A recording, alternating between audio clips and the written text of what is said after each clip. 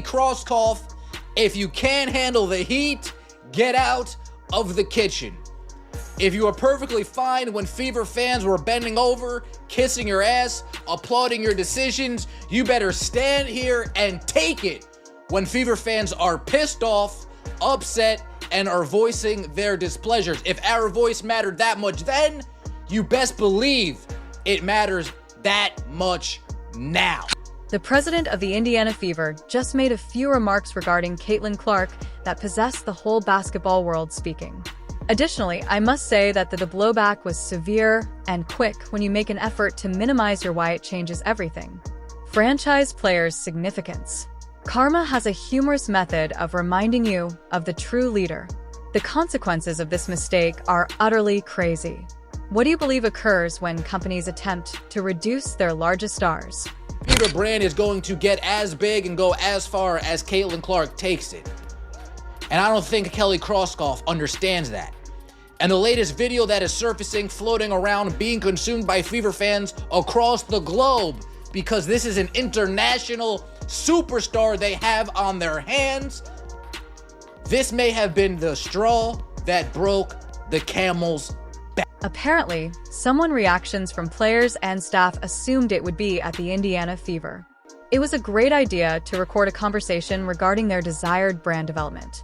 More than just Caitlin Clark, as nothing conveys a clever business plan like disparaging in public the individual who saved your franchise on your own from total insignificance. Isn't that correct? The Fever leadership provided remarks, and I'm being kind and referring to it as leadership here, where they discussed their desire to build a lasting brand. Caitlin Clark's role in all this similar to Apple, while ensuring that everyone is aware that they wish to avoid depending too much on their fundamental players. Fundamental players is corporate speak, by the way, because everyone is concerned about our group. That we want to sustain the growth and the interest level in the franchise. I mean, this is about the Indiana Fever. Yes, we have a foundational player in Caitlin Clark and Leah Boston, and we're going to continue to add to that. But I want this team to be the leader in the country, and a brand, an enduring brand, like Apple or something. I mean, we have a real opportunity here. Allow me to explain how tone-deaf these remarks were. This executive, essentially fans ERUPTS on social media, stated that they wish to maintain expansion and enthusiasm for the franchise, while also implying that Caitlin Clark, the individual accountable for that expansion, and interest shouldn't take precedence over concentrate. McDonald's claims that they wish to gain recognition for more than merely hamburgers, while making a concerted effort to conceal the Big Mac. The prompt response from fans was just what you would anticipate when you disparage their intelligence. Social media was inundated with people yelling the company for being fully disconnected from reality. Furthermore, to be honest, they merited all of the criticism. They succeeded. This is the WNBA. A star is going to take the Fever where the Fever want to go. And that star is Caitlin Clark. Kelly, you're talking about being a leading brand. You're talking about sustaining growth, sustaining the interest level in the franchise. You know how that happens? Is if Caitlin Clark stays in Indiana, is if Caitlin Clark is participating in an entertaining and exciting brand of basketball that doesn't take away and diminish her skill sets, that doesn't turn off fans that have been following her for the last 3 to 5 years. This is how these bright business people appear to forget. Prior to the arrival of Caitlin Clark, maybe 4,000 people were watching the Fever. On a good night, each game television ratings were so poor that they hardly signed up. The Final Thoughts and What's Next group was basically unseen in the world of sports. Next, when CC arrives, they start selling out arenas. Setting records for attendance is truly pertinent in the national discussions, but in some way, in their unlimited wisdom, they believe occurred as a result of their incredible structure of the organization, and not due. They possess a gift that transcends generations. People genuinely want to see the game basketball. The illusion is completely stumbling. The analogy to Apple is very amusing, since Apple became Apple by constructing their whole brand centered on cutting-edge goods that altered everything. They were unsuccessful by attempting to minimize the iPhone or act as though the iPad didn't matter. They accepted their revolutionary inventions and constructed everything in their vicinity.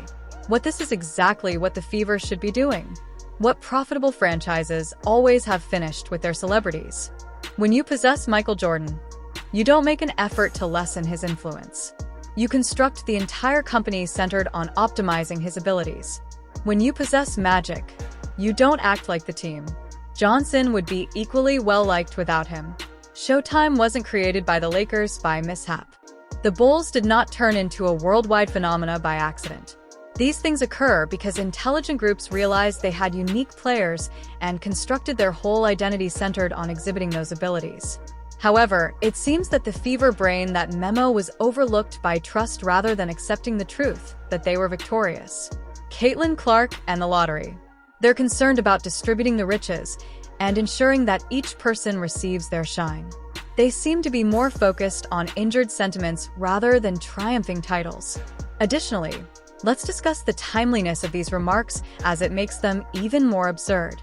This arrived immediately after we had been observing. Caitlin faces challenges in a system that doesn't make the most of her skills. We've seen her needing to struggle for contact, handle teammates who fail to pass, and participate in an offense that appears to be planned to reduce her effectiveness. Thus, when fans are already annoyed by the way the organization is managing their superstar, they leave public with remarks that essentially validate everyone's worst suspicions regarding their top priorities as if they were attempting to douse a fire with gasoline. The retaliation was swift and severe. Admirers began to wonder if the organization truly merits. Caitlin, people started conversing regarding how she could benefit somewhere else when her contract situation permits it. The complete opposite of what you desire when attempting to construct a long-lasting brand. And this is the kicker. They have every right to be worried. Caitlin Clark is more than simply going to remain in place indefinitely if the company doesn't demonstrate that they are devoted to victory. She has too much talent and too competitive to waste her time waiting prime years working for a company that doesn't value their possessions. In contrast to other markets, is especially instructive. What if Clark were performing in Boston or New York currently with this type of dysfunction inside the organization? Sports radio would be completely ruining the daily management. The press, there would be constant pressure and adjustments would be demanded right now. However, due to their location in Indianapolis, they believe they can get away with doing this type of thinking backward. They're keeping track about drawing attention to. In the same way, the greatest irony in this situation is that by attempting to defend oneself from relying on Caitlin Clark too much, in reality, they're becoming more at risk of losing her.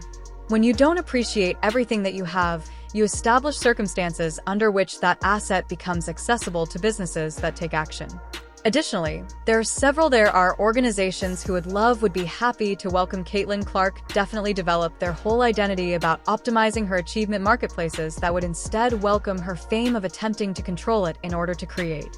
Everyone is at ease. The concept of karma of the entire circumstance is that their remarks right away produce the precise sort of dispute and censure they were most likely attempting to avoid rather of appearing to be a well-managed company. They arrived with well-balanced priorities, seem like CEOs who are tone-deaf and don't comprehend their own business plan. It's most likely the most accurate evaluation of the events that took place here. These are some who were extremely fortunate but don't really comprehend why they received fortunate.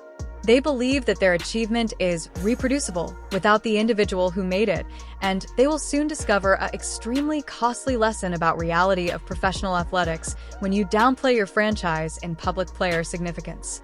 Therefore, don't be shocked when the world of basketball calls you out for it. The leadership of the Fever just discovered this fact the hard way. What do you think? If organizations ever attempt to downplay their superstars, permit me to find out in the comments. Hit that like. Click the subscribe button to see additional takes that break through the corporate heat and music.